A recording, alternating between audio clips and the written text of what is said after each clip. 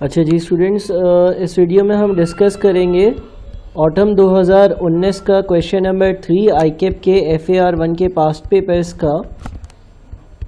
और ये जो टॉपिक है वो है हमारा कॉस्ट फ्लो प्रोडक्शन, और हम इसमें कॉस्ट ऑफ गुड्स मैन्युफैक्चर्ड की जो स्टेटमेंट है उसको ज़रा बनाएंगे।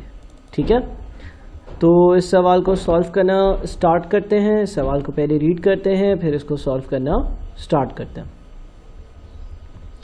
सवाल में लिखा हुआ है Tuesday manufacturers limited produces a single product, the following cost were incurred in the month of June 2019।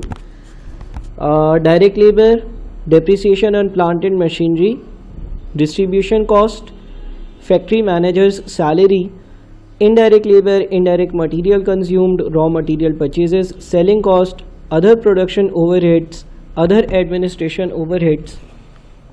फिर लिखता है following other information is available on 1 June 2019। Stock of finish goods consisted of 1350 units valued at 1640 per unit, while stock of raw material was valued at 1490000। 5200 units of finished goods were produced during 2019। There was no work in progress at the end of the month, whereas work in progress at 1st June was valued at 208000। Stock of raw material on 30th June 2019 was valued at 970,000। 1500 units of finished goods were available in stock as on 30th June। Cost of finished goods is determined using first in first out या FIFO method। Compute cost of goods sold for the month of June 2019। मुझे cost of goods sold की value मालूम करनी है, और cost of goods sold की value कैसे मालूम होती है? Opening stock of finish goods, ठीक है, उसमें हम ऐड कर देते हैं जो भी हमने, अगर मैन्युफैक्चरिंग कंसर्न है और हमने कोई यूनिट्स की प्रोडक्शन करी है उसकी वैल्यू, और हम माइनस कर देते हैं closing stock of finish goods. ऐसा करने से हमारे पास कॉस्ट ऑफ गुड्स सोल्ड की वैल्यू आ जाती है। ये मेरा प्राइम पर्पस है। अब opening stock of finish goods कैसे आएगा?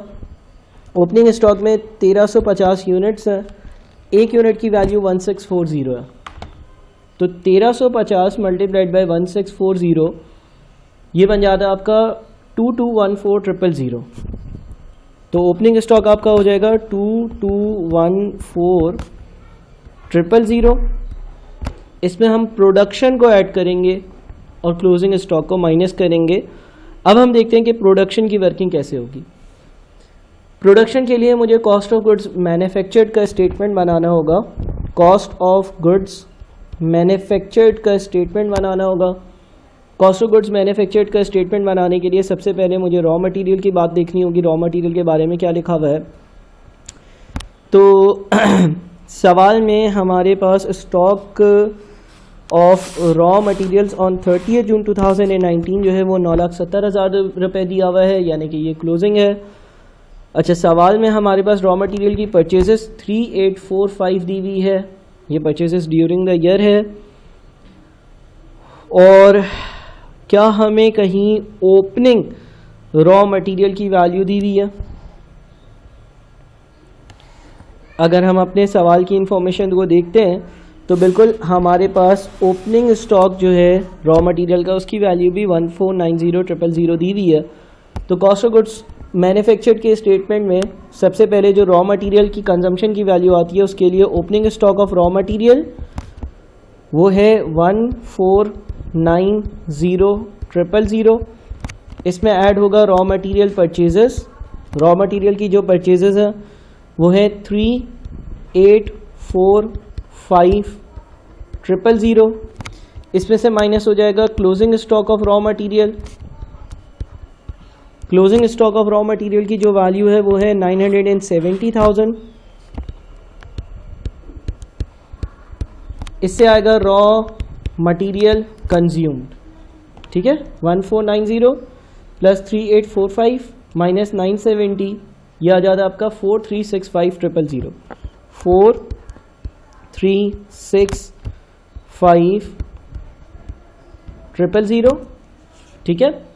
इसमें हम ऐड करते हैं डायरेक्ट लेबर को। डायरेक्ट लेबर जो है वो 2075,000 है, तो 2075,000 लेबर की अमाउंट है, ठीक है। अच्छा जी, डायरेक्ट लेबर ऐड कर दिया। अब हमारी प्राइम कॉस्ट आ जाएगी। प्राइम कॉस्ट जो होगी वो हो जाएगी 4365,000 प्लस 2075,000 यानी कि 6,440,000, ठीक है। प्राइम कॉस्ट में ओवरहेड्स आ जाते हैं।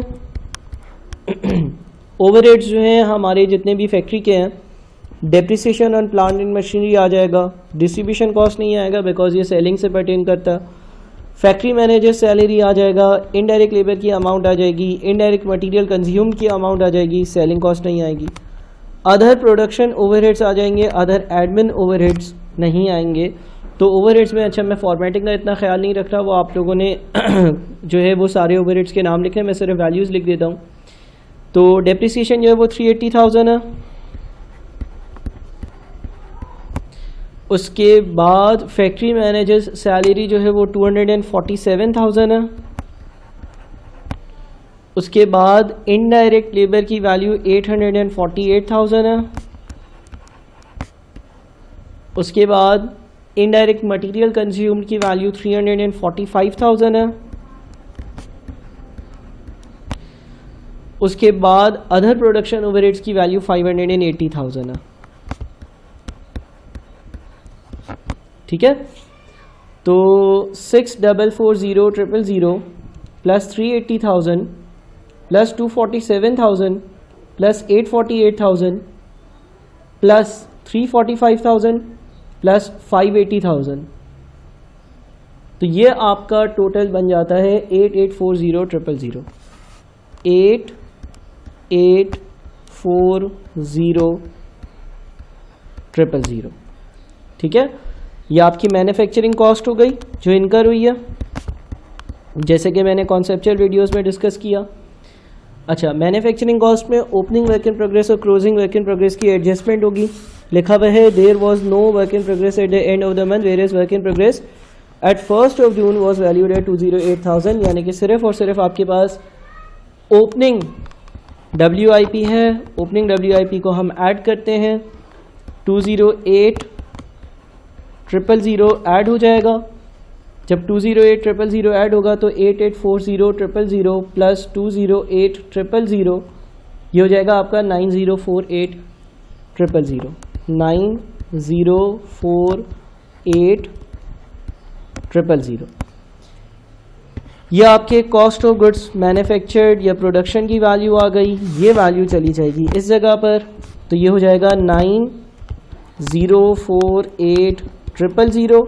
अच्छा, इसमें से क्लोजिंग फिनिश गुड्स की जो वैल्यू है वो माइनस होगी। क्लोजिंग फिनिश गुड्स की वैल्यू कैसे आएगी? इसे लिखा हुआ है cost of finish goods is determined using the first in first out या फीफो मेथड, यानी कि company first in first out या फीफो मेथड यूज़ करती है। तो जो क्लोजिंग में यूनिट्स बचे हुए होंगे वो प्रोडक्शन ड्यूरिंग द ईयर के बचे हुए होंगे।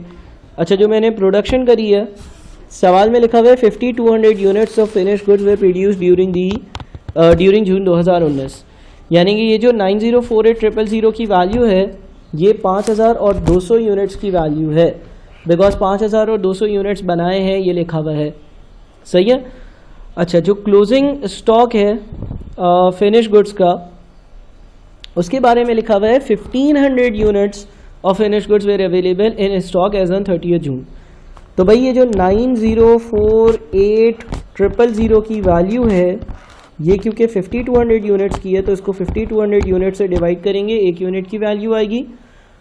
और क्लोजिंग स्टॉक में 1500 यूनिट्स हैं तो 1500 से हम मल्टीप्लाई कर देंगे तो 1500 यूनिट्स की वैल्यू आएगी। 9048,000 डिवाइडेड बाई 5200 मल्टीप्लाइड बाई 1500, यह आ जाता है आपका 2610,000, ठीक है। 2610,000 आपके क्लोजिंग स्टॉक की वैल्यू है, 2610,000। तो आपका आंसर बनता है 2214,000 प्लस 9048,000 माइनस 2610,000 यानी कि नेट आपका आंसर बनेगा 8652,000, 8652,000। ठीक है, तो ये मैंने एक पास पेपर का सिंपल सा क्वेश्चन आप लोगों के साथ सॉल्व किया है। बहुत शुक्रिया।